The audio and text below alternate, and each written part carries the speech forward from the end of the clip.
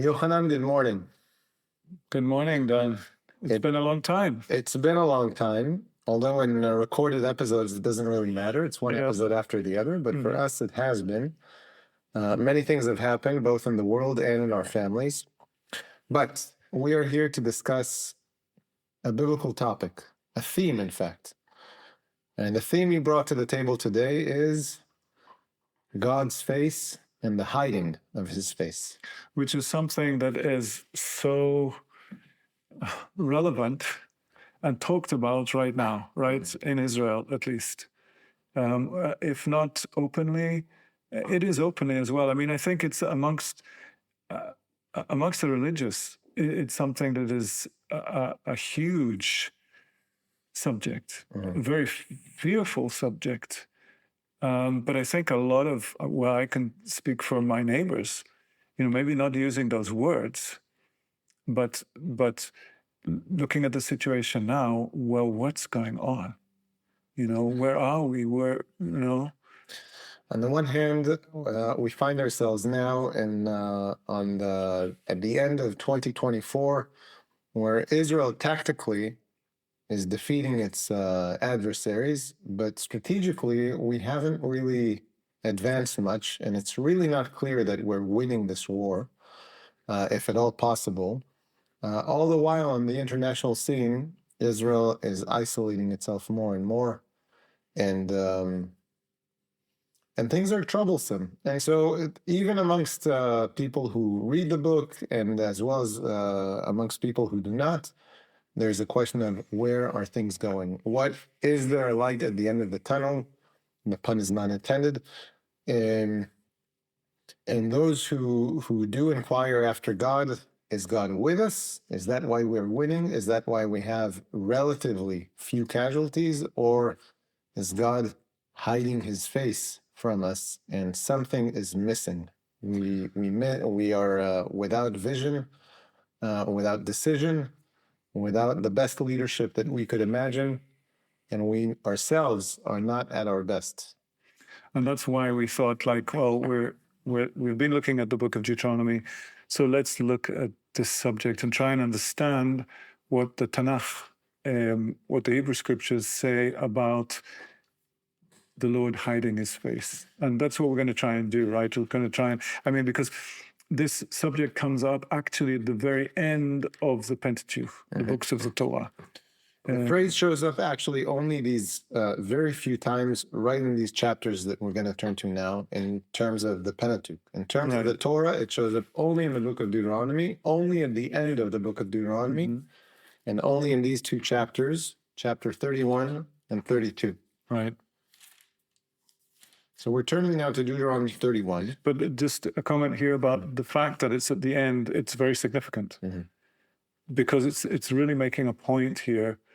And when we read what it says about it and the context, it's a hugely important subject. In a previous episode, you and I were discussing the structure of the book of Deuteronomy, and we noted that from Deuteronomy 1 through chapter 30, it's basically Moses' monologue telling the second generation, the generation that will enter the promised land, everything that had happened and what the Lord God had commanded as law. And it's only in chapter 31 that the story, so to speak, picks up.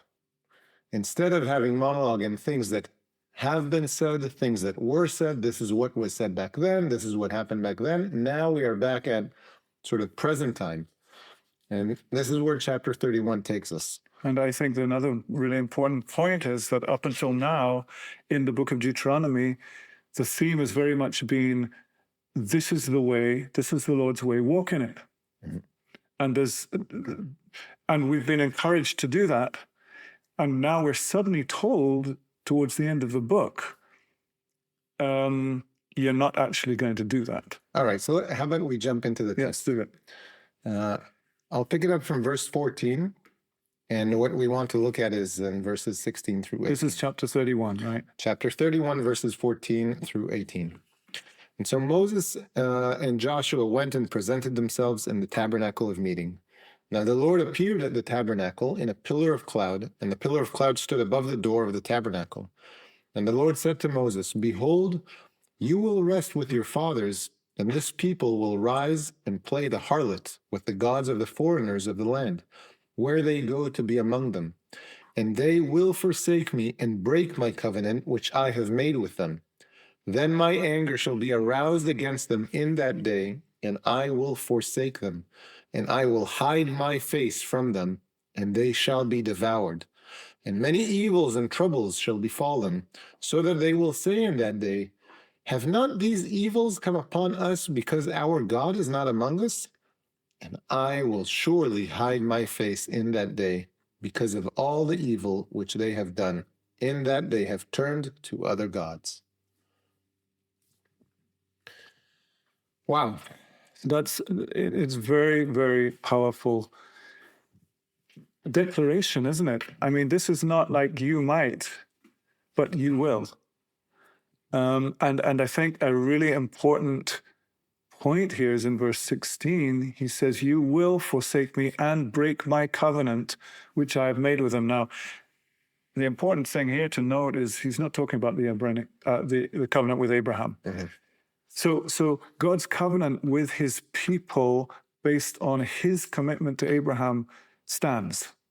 He's talking about the covenant that has been talked about during the book of Deuteronomy, which is the Sinai covenant. And he says, you are going to break my covenant from your side. It was a two-sided covenant. And then my anger will kindle against you, and the result will be, I will hide my face from you. Yeah. So our question is, what does it mean when God hides his face? And to try and answer this, we looked up the phrase. In fact, using modern Bible research tools, you can look up the two words hide and face, and you can come up with a whole bunch of results. And it's very interesting to see where the phrase shows up and the context in which it shows up. We're not going to deal with all the places in this episode, but let's start with just a couple of verses to give us a little bit of insight as to what it means to hide the face.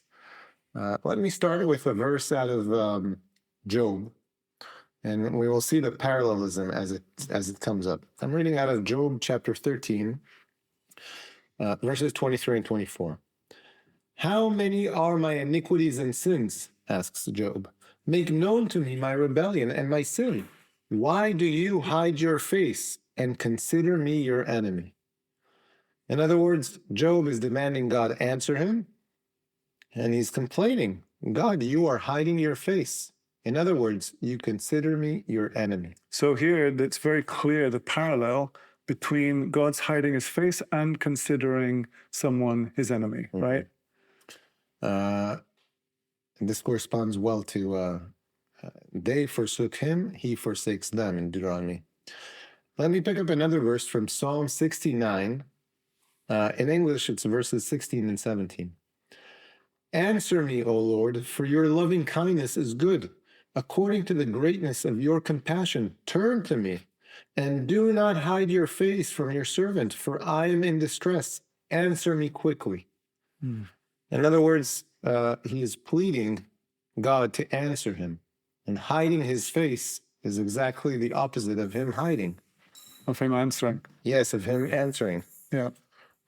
In other words, what you're saying here is, looking at this verse in Psalm 69, we can see that the result of God's hiding his face from a person or a people is that he will not answer their prayer. A silence from heavens.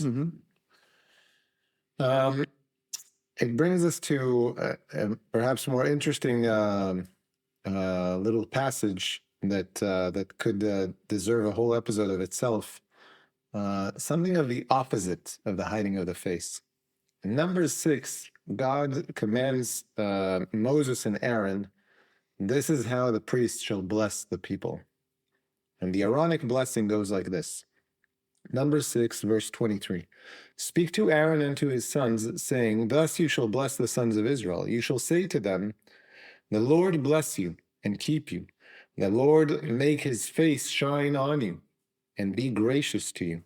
The Lord lift up his countenance on you and give you peace. Countenance and face are synonyms.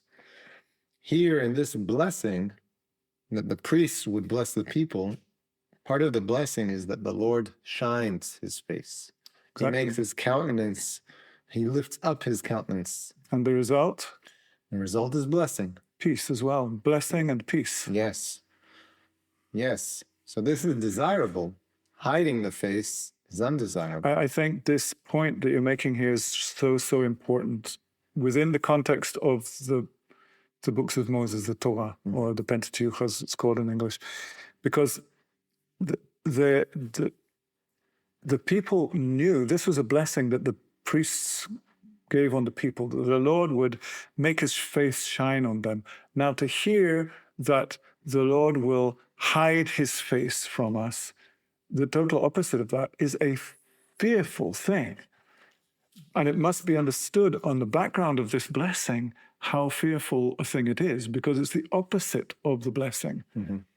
And I think that is where, like when we hear people talking about it, it's like something very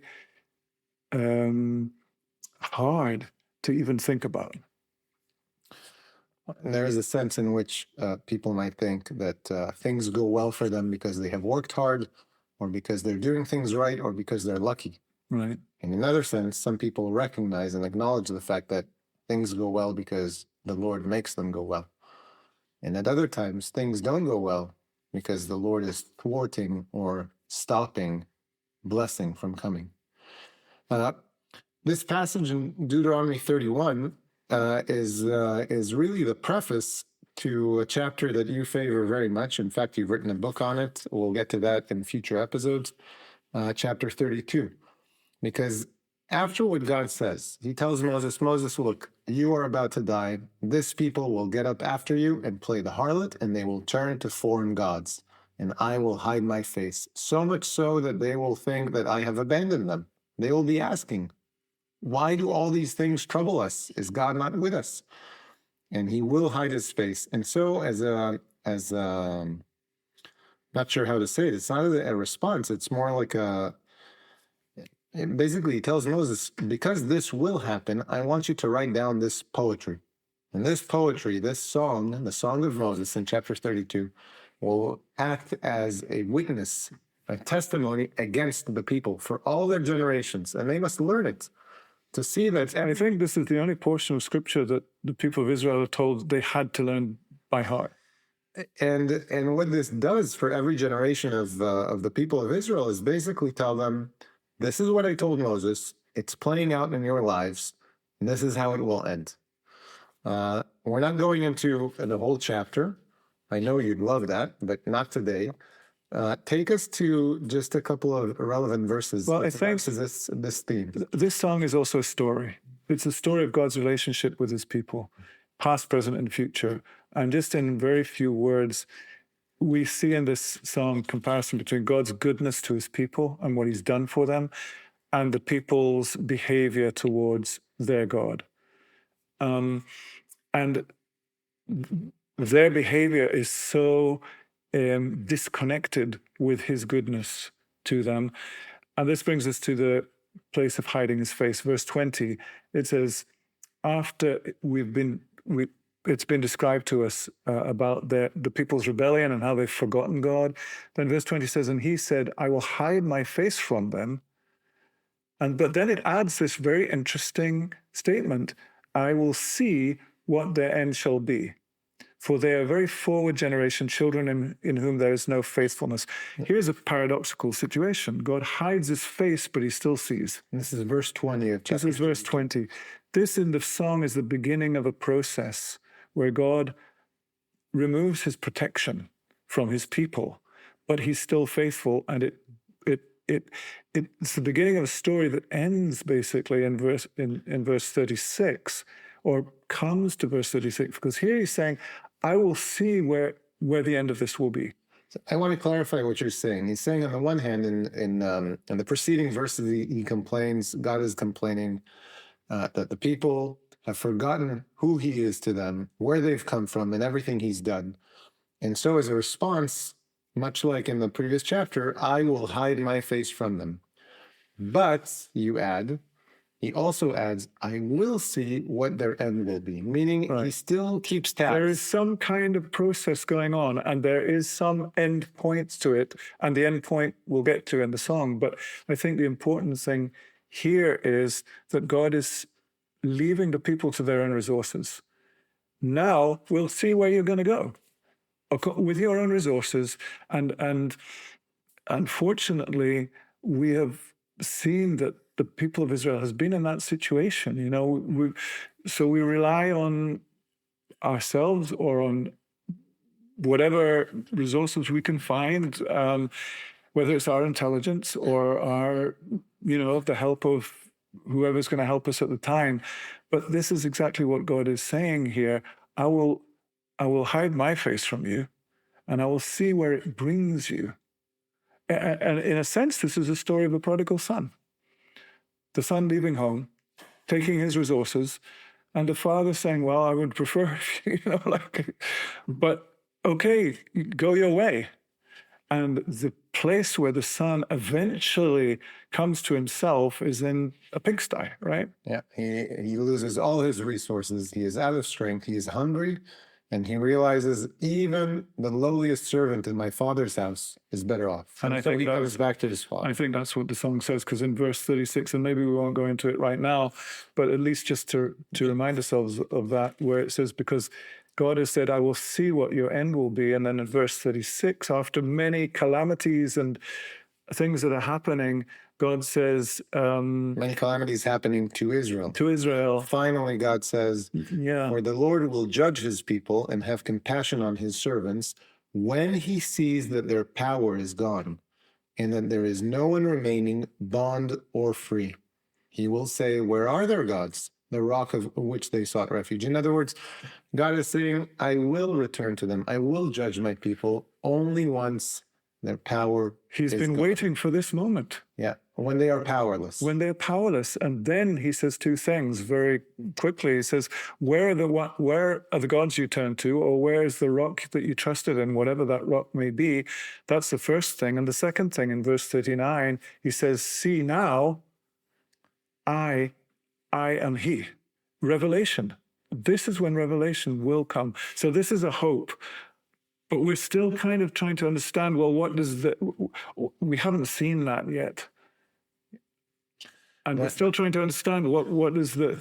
You're talking about the whole span of Jewish history. Yes. And this song talks about that. It starts with Moses. Let's place it about 3,500 years ago. Mm-hmm. And from then on, we have the time of the judges and the first kings and the monarchy, and it breaks apart.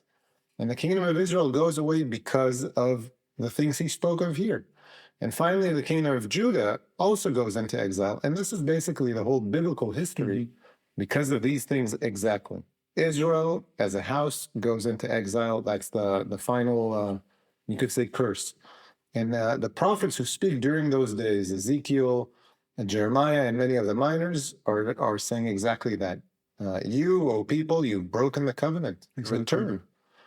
And then they speak of things yet future. We will get into that perhaps later. But finally here, as Moses predicts everything, or as God is predicting the whole scope of Jewish history, of Israeli history, all of this will end. God will cease to hide his face, and he will return fully to his people once Israel's power is gone. And I should know, once Israel, rebellious, independent, you could say, attempt to live on its own resources. Exactly. And once they realize that, and that's the big thing, because it may be that, the people of Israel don't have power, but it's one thing to not have power, it's another thing to realize that's the situation and to acknowledge it and to really turn to God and say, we're helpless, we need you. We're still far from that point. I think, if we're speaking from within 2024, some people are starting to have that itch. maybe we don't have the resources to achieve what it is we want to achieve. Right. Living in peace, each man under his own grapevine and each under his own fig tree. We don't quite see how we can get there. Right. Going back to, as we say here in Israel, going back to October 6th, it's not going to help. We've been at war even during the days when we're not in active war. We were talking about a psalm, like Psalm 80, right? That it talks about someone who, within this span of history that we're talking about, sees the situation and says, Lord, we really need the root solution. And maybe it's good to look at that psalm together. How about we leave that for the next episode, and then we get in depth. Sure. Let's close it off here. Sure. The summary is that Deuteronomy 31 and 32 opens up a theme for the whole Bible, a theme of hiding God hiding his own face from Israel. In our next episode, we're going to deal with what it looks like through Psalm 80, and then perhaps we can expand from there into the prophets. Sure. Thank you so much for tuning in.